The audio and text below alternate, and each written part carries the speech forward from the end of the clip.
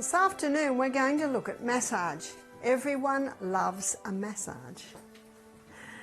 What are the principles behind massage? I'm going to go through the basic principles behind massage and show you some very simple basic moves and also some simple things that anyone can do, especially at the health retreat. Obviously, if you're going to be having massage sessions and guests will be paying for that, it's important to have someone who's a trained massage therapist. And a trained massage therapist memorises all their muscles. So this is quite a big job to know all your muscles, but for a massage therapist to massage effectively, they need to know their muscles, they need to know the source of the muscle and the site of insertion at the end of that muscle. And all of that tells them where they're working, why they're working, etc., etc. And so when you've got massage professionals like osteopaths and physiotherapists, see, they're at university for about 5 years studying these things. So I just want to go over some very basic things with some simple things that you can do without any basically necessary training for these simple things. So why massage? So what is the basis behind massage? Well, the life of the flesh is in the blood. So that's Leviticus 17:11, and massage moves blood. And wherever you're massaging, it's moving blood into an area and moving old blood out of the area. And this can be particularly helpful whenever there's tired muscles, cramping muscles, aching muscles. It can work very nicely for that. So what massage moves is blood. And again, we'll just recap what blood contains. It contains red blood cells, and those red blood cells carry the oxygen. The red blood cells carry the nutrients. The red blood cells also carry water. No wonder it's called the life of the flesh, and carries away waste.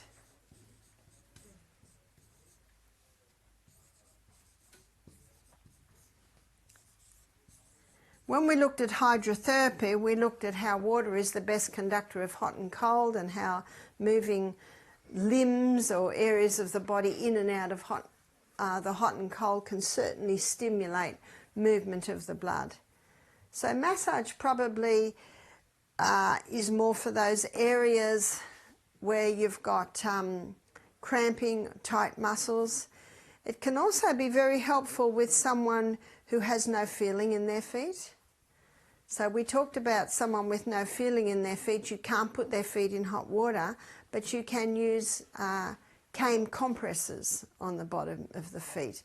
And that might be done overnight, and then through the day you maybe do 1 or 2 massage on their feet. So this is the big toe. I'm doing a foot here. So here's the foot, there's the ball of the foot, and then we've got the heel. And when you're massaging the feet, there's a few things to remember. Whenever you begin massage, you massage with light strokes. You never go straight into massaging hard. You've got to get the body that you're touching used to your touch. So you start and you might just do gentle strokes, gentle strokes. Now it's quite possible that the person's ticklish and they won't like that. So what do you do if someone's ticklish and they do not like that gentle stroke? I personally am ticklish, so that doesn't fit well with me. But what you can do is you squeeze. So you just squeeze the sides of the feet like that. So what you're doing is you're getting that feet comfortable with your touch. And having your fist like this is a good one, moving the fist like that, and you move it down like that. That can be very, very nice, and that will not, it's not hurt, but will not stimulate the tickle foot. And your two thumbs, you can go in hard like this, They're called thumb circles, round and round. What you will find is the person with the ticklish feet, they're usually okay on the top of the foot. And so the other thing you can do is you can start with your hand. Say this is knee, that's knee, and then you've got calf muscle coming down like that. And then you've got the ankle bones like this. Sorry, that's a little bit big, but I'm exaggerating. So here's foot here. So you can start to move down like that.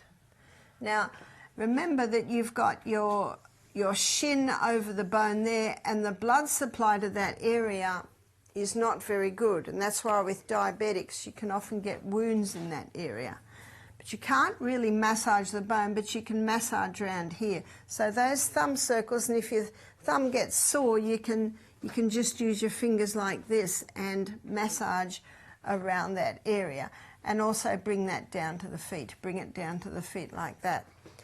So sometimes what you can't do much on the bottom of the foot, especially if they're ticklish, you can do on the top. So it's just gentle strokes there, squeezing the side of the feet.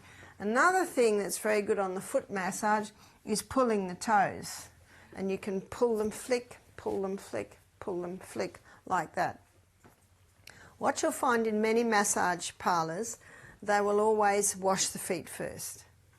And that can be a nice thing to do. The biggest pores on the whole of your body are in the soles of your feet. So if someone's fairly toxic, they can have waste coming out of their feet. So it's nice to wash them first. If you've got someone with no feeling in their feet, you want lukewarm water. And of course it depends on the weather too, or even cool water. Someone that does have feeling in their feet, it's nice to start with the warm water and then dry them. And what would you use for massage? What we use is coconut oil. Coconut oil is a bit thicker oil, but it does eventually soak into the feet. So the reason I'm mentioning the feet is I was attending a health retreat in Queensland, and every afternoon they massage all the guests' feet. So they have, even the maintenance comes and does a bit, the laundry lady comes, so everyone has a foot massage. And they love it. So again, starting squeezing of the feet, and your knuckle going down, but also thumbs going round, fingers going round, and you just constantly keeping a rhythm. Rhythm is very important when you massage. Nothing jerky, pulling. Now you do pull the toes, but even then you pull with a rhythm. You pull with a rhythm. So remember, with massage, rhythm is very important. Also, I'm going to say preparation, because that's when you first touch them. If you wash their feet first, that's really a preparation, because you're already touching their feet in the drying of the feet. So the rhythm's very important. Nothing jerky, because that sort of goes against the rhythm of the body. A reflex for a woman's reproductive organs is from her heel up her calf. So often you'll find women can be a little tender there, and that's a nice place to massage. And with that, you'd pull it up like this. So how long would you do a foot massage for? Usually there's only a necessity to do it for 20 minutes. And after 20 minutes, you might start wondering what to do next. But you can alternate your moves, and circles like this on the top of the feet. That can be very nice as well. So So I've only given you a few moves for the feet, but you can just keep alternating to do that. And massaging the feet can really relax a person. Massage for the feet can help with circulation to the area. I was asked to visit a lady once in New Zealand. We had to go way out in the bush because this lady could not bear any exposure to any electromagnetic field. So she had to be a long way from anything electric. She was lying on a lounge when we went in there, and there was not much we could do with her, but I touched her feet and they were cold. So I said, do you mind if I massage your feet? And I massaged her feet, and I must have massaged her feet for half an hour while we talked to her, and by the end of the massage her feet were warm. So you see, the massage does pull the blood down to the area, yes? Can I just ask about that electromagnetic field? Is there any way for them to be cured of that problem? So when someone is, ultra sensitive like that, this is their body. And for them to be so sensitive, their body's actually had a high dose of it. It's full. So they only have to have one more drop coming in and they've got overflow. And this can not only be electromagnetic field but also chemicals. So they seem to add together to get this full cup. And when I look at the history of people who have this ultra sensitivity to chemicals or electromagnetic field, if you look at their history, they've had a lot of exposure. And on top of that, you put some dehydration. On top of that, you put, many people clean their homes, they clean their laundry, they clean their bathroom with chemicals. There are chemicals everywhere, and people don't think of that. And then I know in Victoria they put smartphones in a lot of homes, and then there were a lot of reactions to the smartphones. But it seemed to be there'd be more reactions to the smartphones if there were those other factors coming in. So environmental poisons, really, an electromagnetic field is part of that environmental poisons.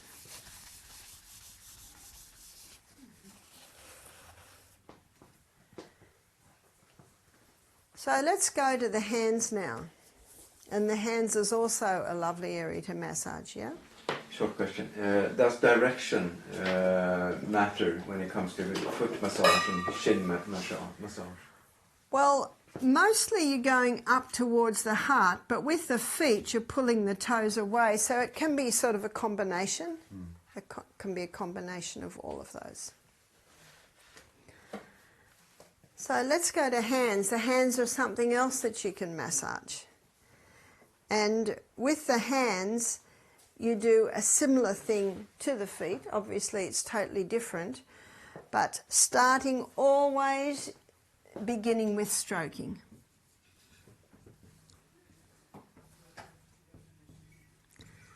Now, I don't know anyone with ticklish hands, like they have ticklish feet.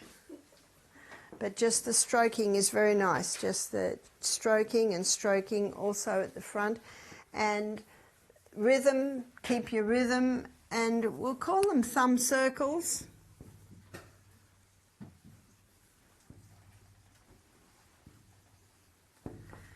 But it can also be with your two fingers. It's those circles going round and round and round. So again, with the circles, it's rhythm. You're keeping those rhythms. And also with the fingers, it's squeezing them, and then flicking them, squeezing them, and then flicking them, squeezing them, and flicking them. And when you get into the palm of the hand, you can go quite big on the thumb circles there. But you might use I'll just say the first two fingers. If you're not used to massaging, you might find that your thumbs get sore, so then you flick over to your two fingers. But also, as with the feet, where you squeeze, squeeze, squeeze, you can certainly do side on the side with the hands. So if people can't bear their feet to be massaged, you might go to their hands. And You would do that too to relax them. You can also do it to break down an ice with someone who is very hesitant about being there. You can say, and I always ask permission, would you like me to give you a foot massage? Would you like, no, I don't want a foot massage. I don't like people touching my feet. Would you like me to give you a hand massage? And often they will allow that. Now the other massage that I wanted to talk about is when a person has a headache. And they might have a headache for a few reasons, but something that is at the base of the head is the neck. And many headaches are due to what's happening in the neck and shoulders. So let's go to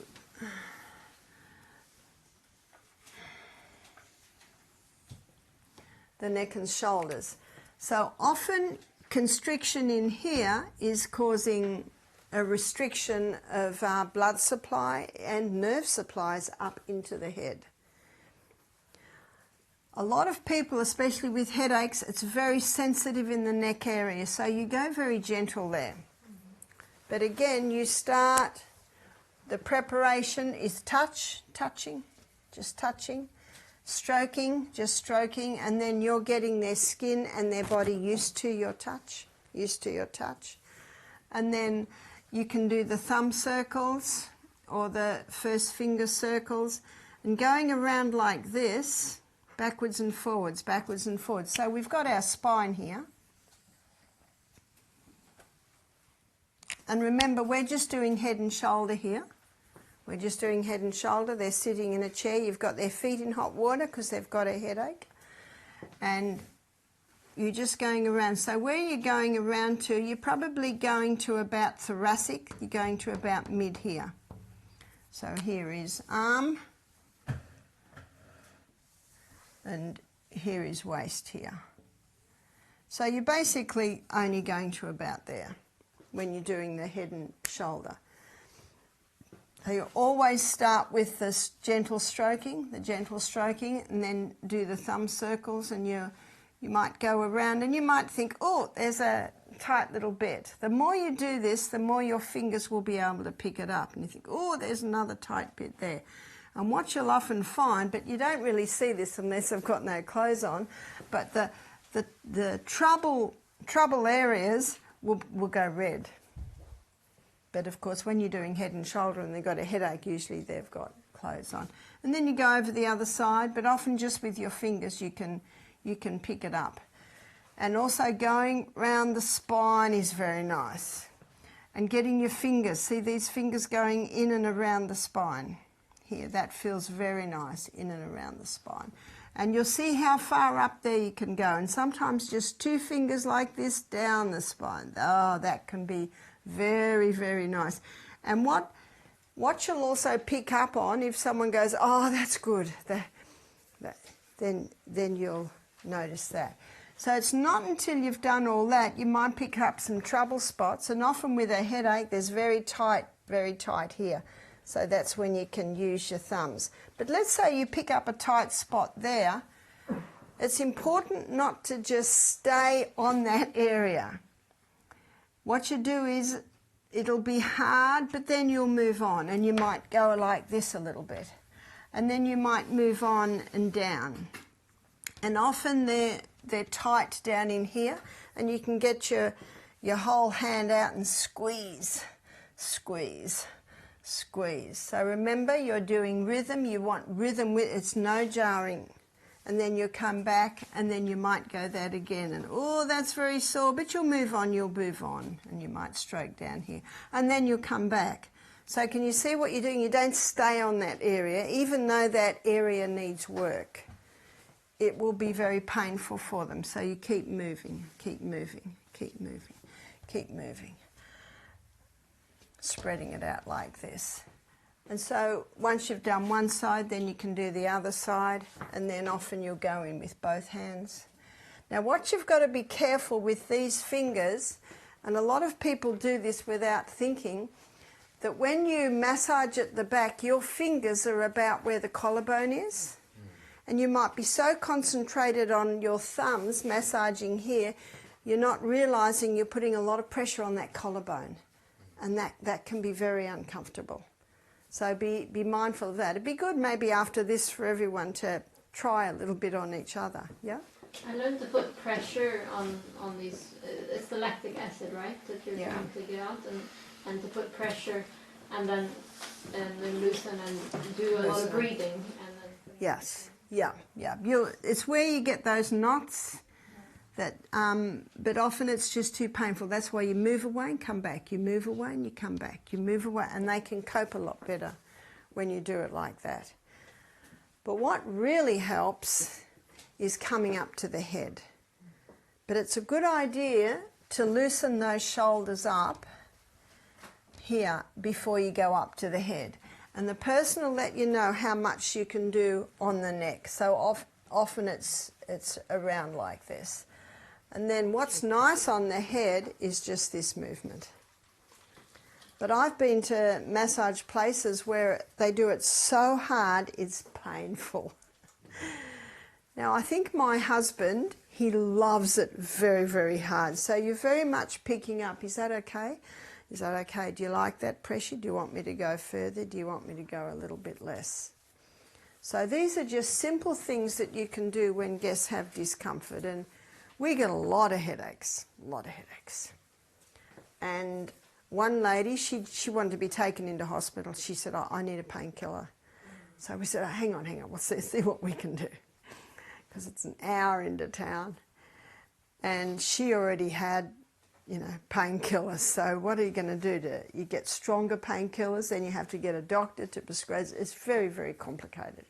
But when people are in pain, sometimes they don't think really straight. And so very quickly, you tend them. You tend them very quickly. And you get the hot foot bath, you put their feet in the hot water. Remember, put their foot in your hand first and lower it into the water. And if they've got neuropathy, peripheral neuropathy, their feet are cold, remember you just make it warm. But you have a boiling kettle there. But you get that water, just maybe what your hand, a little bit less what your hand can cope with. You're right there, and you've got the kettle on, you've got someone on the kettle. So sometimes you have to move fast. If you see someone stressed, just the fact that you're moving fast to help them usually settles them. And then this is often a wonderful opportunity to ask if you can pray for them. And you just say, do you mind if I pray for you? No, I don't want that. Okay, that's perfectly fine. And then you just go into the massage. But I find that 80% of people say, yes, please. You just say a very simple prayer. If they're a Christian, you can go a little deeper. If they're not, just make it very simple. We just say, Father in heaven, thank you so much for Sue. Thank you so much that she's here. And it is my prayer that these simple treatments will bring her relief. In the name of Jesus, amen. Just something very simple like that. And then you start on all of these areas. And if they're enjoying it, you can go a little longer. You might even go down the arm to the hand. But with a headache, there's usually constriction here. That's why break up these areas here, which will help the blood go up there. It relaxes their whole body. But the head can be incredibly nice. So remember, keep with the rhythm. Keep with the rhythm. Go round and round and round, and then just bring it up. And sometimes you can go into these areas here. It's really good for you to have a massage and notice what feels nice. And you can go there. I remember I had a massage once, and this girl got these fingers here, and she went right into the spine, and I thought, that is so good.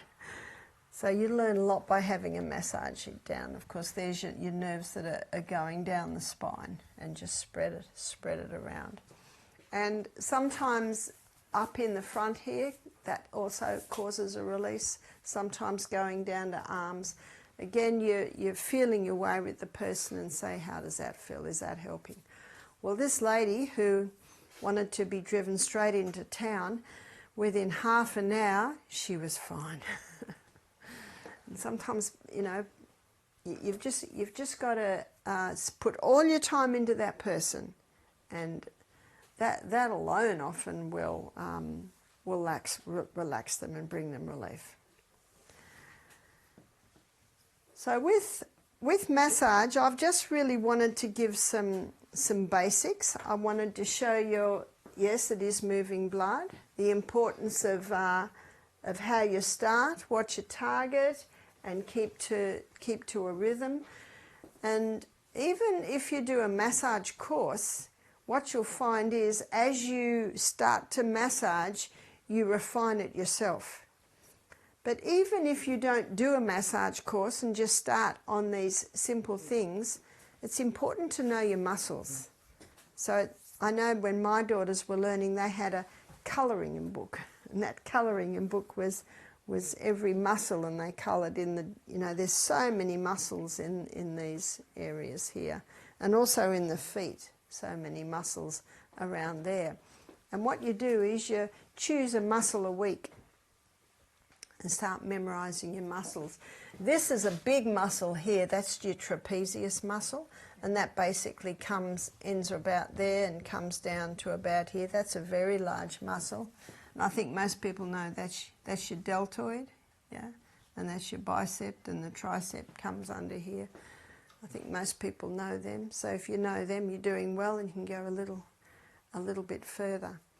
And you'll find that those simple things you can do without having done a massage course.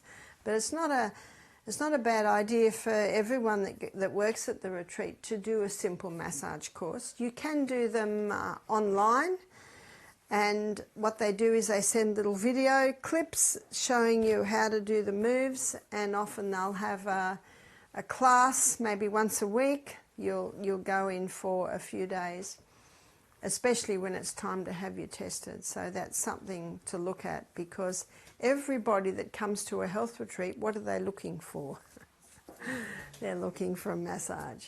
So when people come to our retreat, we usually include, say, 2 treatments per program, and that can be a massage.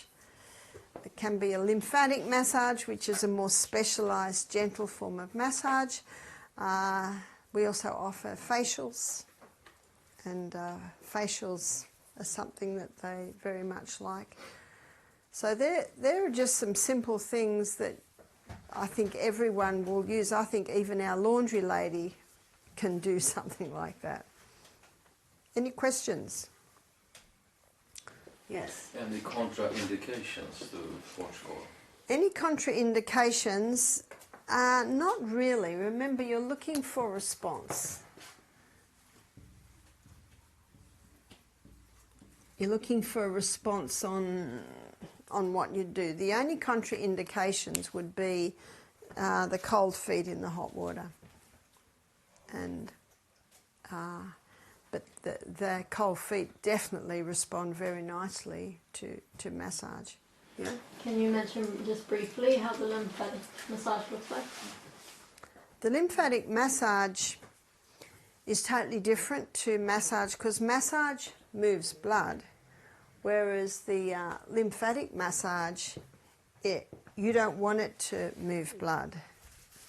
So the lymphatic massage is obviously moving your lymphatic system, and your lymphatic system is just under your skin. So with the lymphatic massage, it's very light. It's just very, very light. Very light. And you've got lymph nodes under your armpits, you've got lymph nodes in your neck, and you've got lymph nodes in your groin. So this is a simple one you can even teach people. If a woman's had breast cancer and they've taken lymph nodes out, then her arms can swell because the lymph nodes are gone, so the lymphatic fluid from the arms can't empty into the lymph node anymore. So you always open up the neck down into the nodes here. So you can just simply gently pull that down like this. Even if you're going to do the arms, you must also always milk the neck, and your nodes are just here. So it's milking, and then little circles around and the milking again. And then with the arm, you never start there. You always start here. So you empty that, the lymph here, and then little by little you would go down. And you can teach the person that. And of course having their arm up helps also to drain it. So the lymphatic system is like a network of capillaries. And it's got little gates here and there on it. The blood capillary network has a muscular surrounding, and when the heart pumps, it pumps the whole body through, and you've got, you know, we feel our pulse, so you've got this pumping action going through, but not the lymphatic system. The lymphatic system doesn't have a pump, so it's basically our movement that moves the lymphatic system. But what moves the lymphatic system more effectively than anything is rebounding. And rebounding is a little mini trampoline. So if someone's got any swelling of any sort, we get them and just start with the health bounce, which basically is just this, just that moving up and down. And the beauty of the rebounder, there's no jarring, there's a springing action on the rebounder. So that's your lymphatic system. Totally different to your blood capillary system. Your lymphatic system doesn't have a muscular surrounding like the heart muscle does. Yeah. I don't know, do doctors and nurses and normally get trained in this lymphatic system, and especially when there has been a disruption? Because I mentioned the other day when I got my heart surgery, the people who started talking about the lymphatic system and the healing were osteopaths. Yes. And nobody else had touched it about That's right. Yeah. That's right. So your osteopaths, your physiotherapists, the physiotherapists, they are trained in muscular, in lymph, in muscle, in ligament. So they are the ones more likely to know those areas. But the lymphatic system is your internal vacuum cleaner. It sweeps away waste in the tissues, and this is why underwire bras are so dangerous, because the breast is predominantly lymphatic tissue, and it's supposed to clean into the nodes under your arm, but when you've got that wire there from the underwire bra, it effectively blocks it.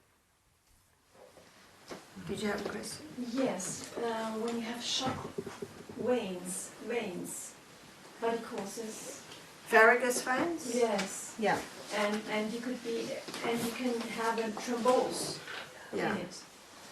And is this dangerous when you massage these sharp parts of the day? Do you know, if it's painful, it's the pain of the body that you've got to watch for, because the blood and the lymph are constantly moving through the area. But with varicose veins, you see, your venous system is the blood network that goes back to your heart, whereas your arteries are the ones that come away from your heart. And you have a second heart that pumps the venous system, and that's your calf muscle. So just moving your foot up and down, as you can see, stimulates that heart muscle. So people with varicose veins are good to do this a lot when they're standing at the sink or doing anything, is to do that calf muscle. Now the 3 exercises that are the best for the calf muscle, for varicose veins, and so you have to be careful you're not putting more pressure on those legs. So no running, no jumping, and not a lot of walking even. But the 3 exercises are rebounder, because the rebounder really works that calf muscle, and you've got a cushioning effect. There's no jarring. Exercise bike, because half of your weight, you know, you're sitting on, that's half of your weight going there, so you haven't got a huge amount of weight going on your legs. And swimming, the feet going, the legs and the feet going up and down, that really massages that calf muscle. So that the legs need movement, but they do not need weight and jarring. So if someone's got varicose veins, they're the 3 types of exercises that it's best to advise for them. And look at giving them a weight loss program, because the more weight, the more pressure. There's usually an inherited factor with varicose veins. So you mentioned that, but remember, genetics loads the gun, but lifestyle pulls the trigger. So you can show them how to manage it. And there is a herb called witch hazel. And you can get witch hazel cream. I don't know if there's 1 or 2 H's there. And witch hazel constricts the blood vessels. So when they apply the witch hazel cream to the varicose veins, it can help to constrict. Now on the inside, we want to strengthen the wall of the veins. Can you remember what herb strengthens the walls? Cayenne pepper. So taking cayenne pepper every day, maybe starting at 1/4 teaspoon 3 times a day, that will strengthen from the inside. And the other factor that I find with varicose veins is constipation. If someone is regularly constipated, that puts extra weight on the legs and can put extra pressure on the varicose system. Yes? What do you call the veins? I didn't understand the word. Can you write it?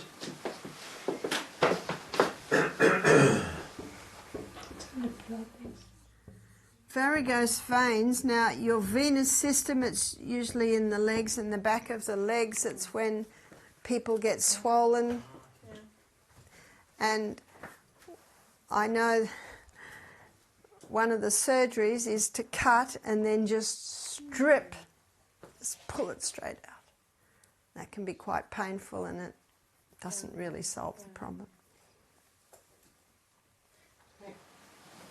I can demonstrate for you when we are not video how they trained me to get rid, because I had quite a lump of them at the back of my feet, and after the operation then it was identified as not being good by osteopaths, and I trained and they disappeared. And I can do when we are not video. Any more questions? Yes? It's ought to be sitting position or standing position or lying position. For varicose veins? When you do the massage. When you do the massage, when you're trained to do a massage and you're at the table, the best way to massage is from your thighs. If a person massages like this, they're going to get a sore back and they're going to wear out very quickly. But if they massage like this, can you see your whole body's doing the massage? And you're massaging from your thighs. I've got a friend, she does 7 massages a day doing it like that. She's a friend, all right, she's my daughter. And that's how she massages. She's massaging from her core and from her thighs. But if you massage like that, you're going to get a sore back and sore arms very quickly. And again, the rhythm is very, very important. But when you're doing those simple things like the feet, and remember, even when you're doing the feet, get down on the ground and do it. Never should we bend like that. That weakens the back. The bend should always have that straight back. You can go in front of the mirror and just look at your back and see how far down you can go without bending it. And practice makes perfect. And practice means you can do a little bit more every day. A lot of people believe in foot reflex zone massage. Do you know what that is? Food reflex? Feet. Foot reflex. Foot reflex. So a lot of people believe in that. When we massage the foot, what do we say? It's not so what they say or believe? A reflexology. 1, 2, 3, 4, 5. Reflexology. Now I'm just going to give you some facts here. The fact is, there's a different reflex for every part of your body on the sole of your feet. That's not believing it or not believing it, it's just fact. It just is. Now a lot of New Agers use this and seem to be able to interpret your future, and because they go into those areas, unfortunately reflexology has got a bad name. But sometimes when someone's sick and you can't touch them anywhere, you can massage their feet. And what's interesting is here's the neck. So if someone's got a sore neck, they can massage around there. And this is often head. And your colon is like this. And the other part of your colon is on the other foot. You can get charts that show you, but it is a controversial subject. That is true. So when you say it's that, you've experienced results from doing Yeah. that? Yeah. I don't do reflexology, but I have had contact with people that do. And when I was in Jakarta about 10 years ago, I had some rice at lunch, not realising it had sat out for a few hours, and I got very sick. And I got very bad diarrhoea. I had it for lunch, and then through the night and the next morning I had terrible diarrhoea. I was taking charcoal to slow things down. My energy was just gone, but I had to speak. I had to speak because the camera people were there. There was a doctor there who was interpreting for me, and there was a whole lot of people ready for these sessions, and everyone was looking very worried. And then a lady came in and she said, "Would you let my husband work on your feet? He's a reflexologist. He's a Seventh-day Adventist man." I said, "Yes." And he said, "Because you're a woman, I want to put a sock on your feet." And he started to work on the stomach area on the bottom of my feet. And little by little I revived, and I was able to give a two-hour lecture. And she said, we get amazing results with this, because there are parts of your body sometimes you can't go to, but you can always go to the feet. And so whether yes, some say, do you believe in it or you don't, the fact is God put on the bottom of our feet a different part for different parts of the body. There is no doubt about that. But because it's such a controversial subject, I don't usually talk about it, and we don't have a reflexologist at our health centre. But I have talked to other massage therapists, and they say what you say is right. You can get charts that show what part of the body there's a reflex for that, and you can try it out yourself. But personally, I don't have a problem with it, even though we don't use it, and I rarely talk about it, mostly because it's a controversial issue. Well, it's been a long day. We might call it a day. You might like to go and massage each other. I'll close with a word of prayer. Father in heaven, thank you so much for teaching us today. Thank you for coming close and revealing to us some of the secrets of this amazing body that you've given us. I pray, Father, that you will help us to retain and understand and ultimately implement what we've learned here. And we pray these things today in the name of Jesus. Amen.